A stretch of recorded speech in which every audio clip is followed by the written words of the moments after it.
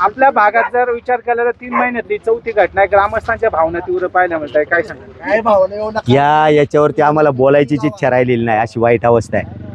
ज्या ठिकाणी आता बाळाला वाघाने उचललं त्या रोहितला, तिथून फक्त 100-200 मीटरवरती पिंपरखेडच्या हद्दीमध्ये 1.5 महिन्यापूर्वी ही घटना घडलेली होती. नरभक्षक बिबट्या मारला असं फक्त भासवलं, खरं तर तो नरभक्षक बिबट्या नव्हताच. शूट केला तो बिबट्या दुसरा कोणता तरी होता.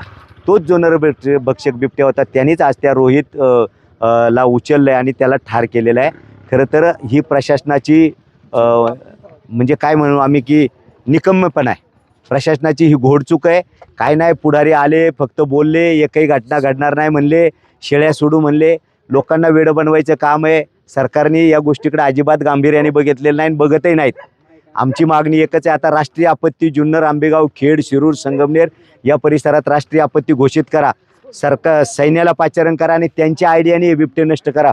दुसरा मार्ग याच्यात आम्हाला दिसत नाही.